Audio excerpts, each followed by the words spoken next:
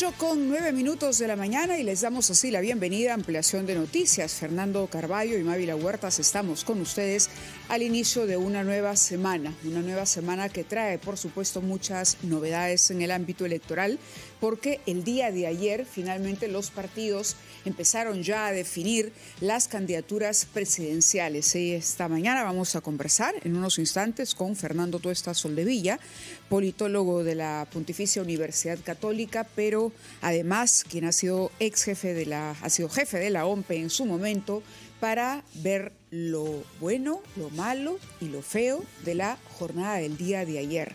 Fernando, muy buenos días. Buenos días, Mávila. Buenos días a quienes nos escuchan por radio, nos siguen por televisión y redes sociales. Efectivamente, es una semana en donde habrá que elaborar los resultados que se han producido ayer. Hay que recordar, sin embargo, que comienza esta semana con 2 días feriados sucesivos.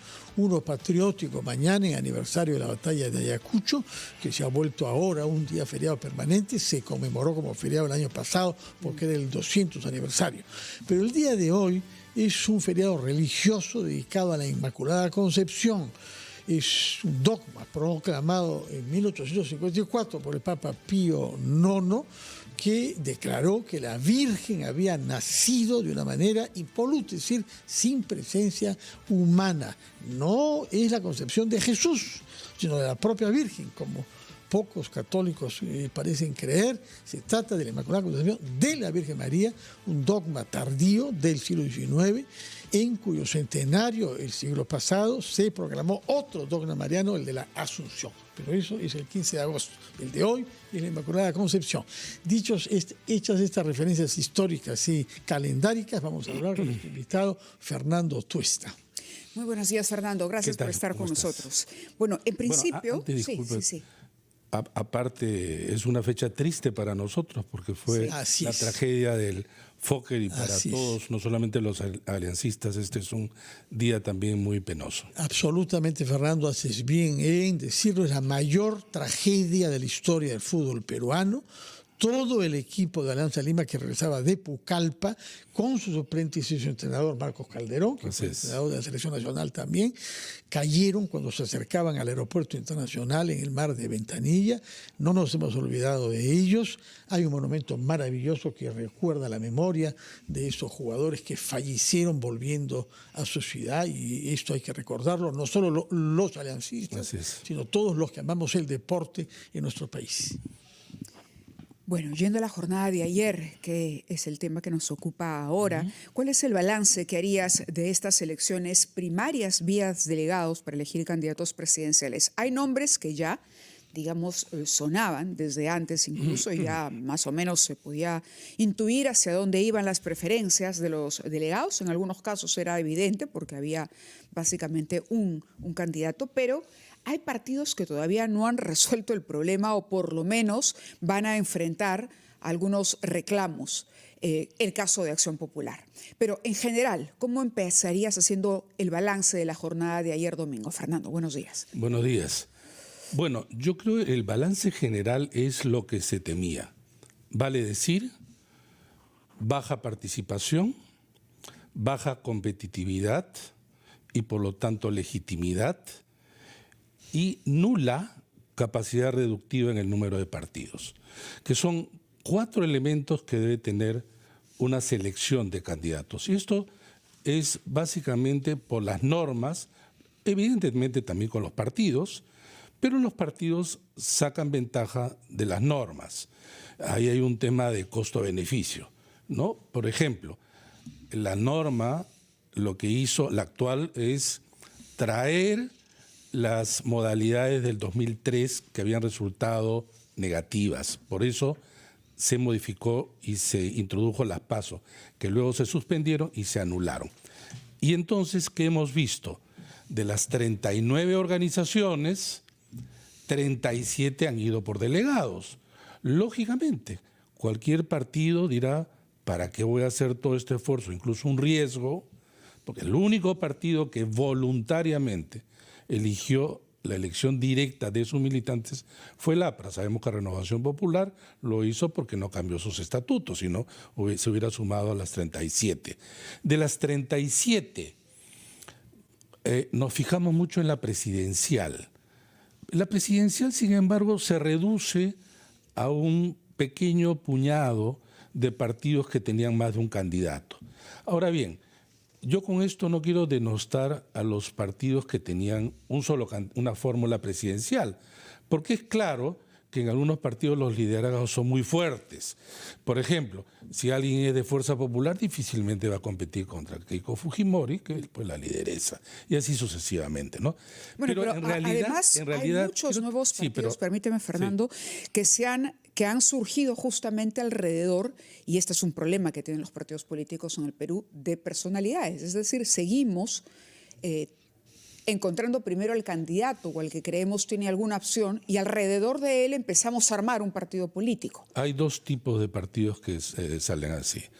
El primero, alrededor, efectivamente, una persona que en muchos casos es casi el dueño del partido, muy personalista. Y hay partidos que por alguna razón, facilidades, recursos de todo tipo, logran inscribir un partido, pero esa persona no es el que encabeza, digamos, la fórmula ni nada. Y entonces lo que hacen es reclutar o entrar en una relación de conveniencia con un candidato presidencial. Y esos partidos suelen tener en muchos casos problemas como los que hemos visto, digamos, en Avanza País y no solo Avanza País, ¿no? Seguimos con el tipo de partidos precarios y las elecciones entonces internas, de mi punto de vista mal llamadas primarias, resulta ser, y era la segunda parte que quería decir, que en la parte de Parlamento que casi no estamos viendo, ya de una manera aplastante son listas únicas. Yo pregunto, en el año 2021, ¿cuántos militantes de los partidos participaron? 5%, 5%. En esta oportunidad debe ser igual o menos, pero ¿saben por qué no tenemos un porcentaje? Porque la elección de los delegados que se reunieron ayer, es decir, el domingo antepasado, no intervinieron los organismos electorales. Por lo tanto, esas elecciones de delegados nadie las vio, las supervisó, las acreditó. Y solo sabemos que el partido entrega la lista y dice, estos son mis delegados. Y entonces tenemos delegados, para que el público sepa, porque se habla de delegados, ¿cuántos delegados tienen los partidos según su estatuto? ¿Cuál es el número más alto? 105, que era de Fuerza Popular. Fuerza Popular, sí. Hasta 3. Había solo un partido que señalaba, una alianza en realidad que señalaba 3. Eso no está normado. No, lo que está normado, y yo creo que es difícil de normar por ese lado, es que el partido decide, según sus estatutos, cuántos delegados se van a reunir en la Asamblea, y estos delegados son los que han elegido a todos. ¿Cuántos delegados han participado? 2016 eran los que los partidos decían que debían elegir. Incluso, ¿fueron todos? No fueron todos. No fueron todos. Pero había un umbral que dice la ley, y todo el mundo dice que exigente es la ley, pero es el 10%, ¿pero de qué? ¿De quienes eligieron a los delegados? No, es el 10% de los delegados. Sí. O sea, imagínense en el más alto, que es 105, ¿cuánto es el 10%? Sí. 11. Bastaba que siga 11 y entonces sigue en carrera. Y ese es el impacto que está teniendo estas primarias, que no se dice o no se ve y que es fundamental. Vamos a seguir teniendo 39 y por lo tanto la boleta o cédula va a ser extremadamente larga por la ley. De acuerdo. Por la ley. En todo caso, es verdad que hay todas estas cosas que reprochar y sobre las cuales reflexionar para mejorar nuestro sistema.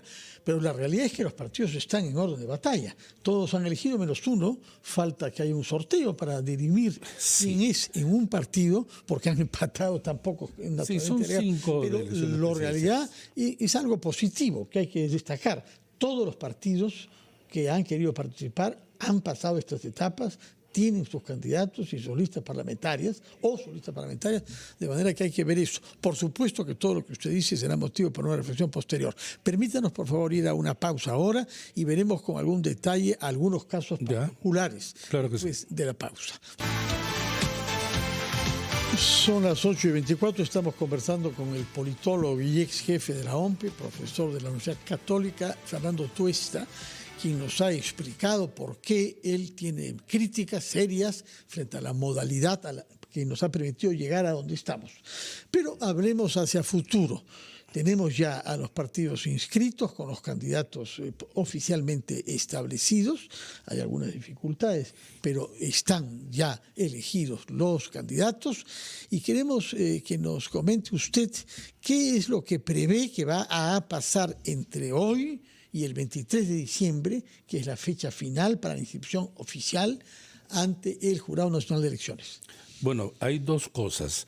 La primera, el jurado tiene que entregar ya la lista completa a través de una resolución, esto es de acá a unos días, y efectivamente la fecha límite no es la fecha, es la fecha límite 23 de diciembre. Vale decir, una vez que están habilitadas las candidaturas se pueden inscribir ante los jurados electorales especiales.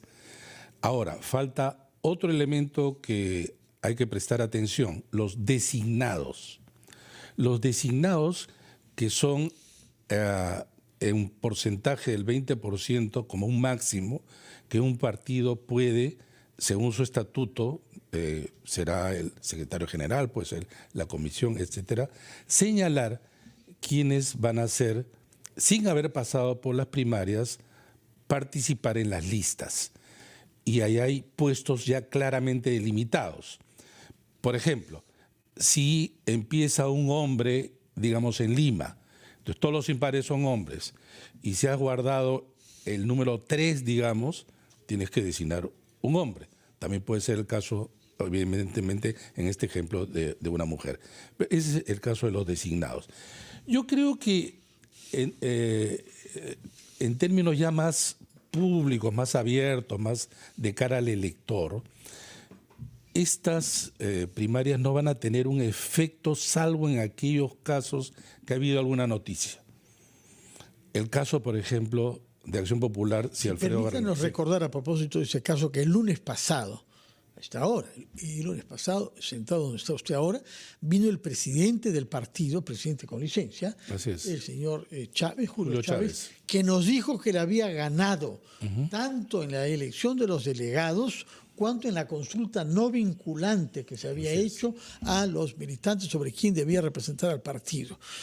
Esto fue una afirmación falsa, porque con el paso de los días ha quedado claro que el que ha ganado es Alfredo Barnechea.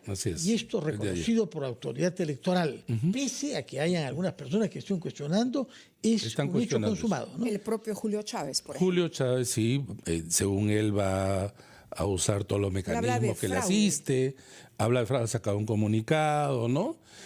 Pero digamos, imaginemos que las cosas queden tal cual, ¿no? El mismo hecho de la sorpresa sería, luego de que todos daban por descontado que Julio Chávez era el candidato presidencial, aparece Alfredo Barranechea.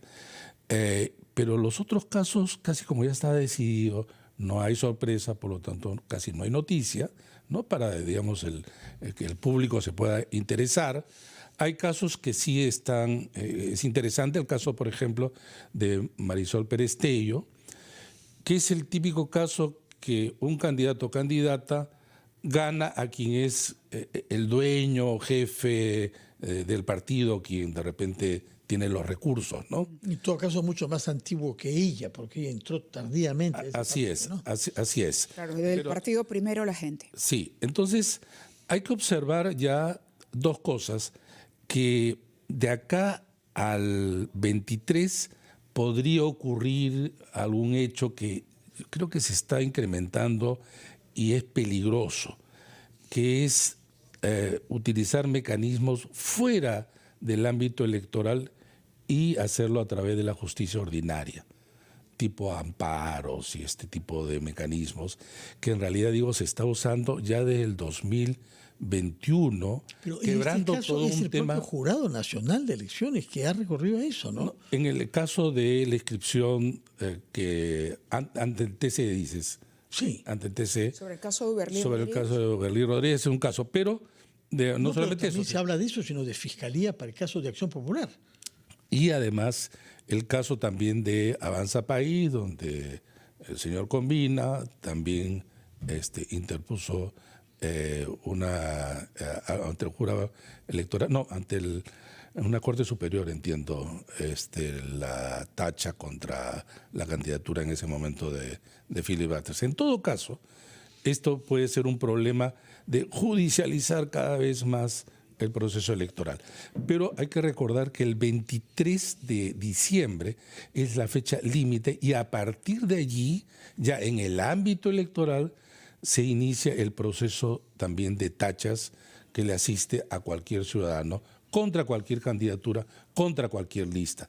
Allí podría haber una sorpresa, no sabemos. Hay que acordarse que esto ya sucedió en procesos anteriores, ¿no? Entonces, la lista definitiva no la tenemos, pero lo más aproximado es lo que está saliendo. La mayoría de los candidatos sí. Sí. Sí, por ejemplo, Alianza Fuerza y Libertad, Fiorella Molinelli. Sí, no, la mayoría. ¿No? La Venceremos, Ronald Atencio, también parece que ya está resuelto. Unidad Nacional con Roberto Quiabra a la presidencia. Son las tres alianzas, ¿no? Exacto. Son las tres alianzas. La elección vía delegados, el Partido FE en el Perú, Álvaro Paz de la Barra, Partido Patriótico del Perú, Herbert Kaller, Partido Sí Creo, Carlos Spa, que obtuvo además el apoyo unánime de los delegados, ¿no? Sí. Un camino diferente, Rosario Fernández. Y aquí la doctora Rosario Fernández, la abogada, me pide hacer una aclaración.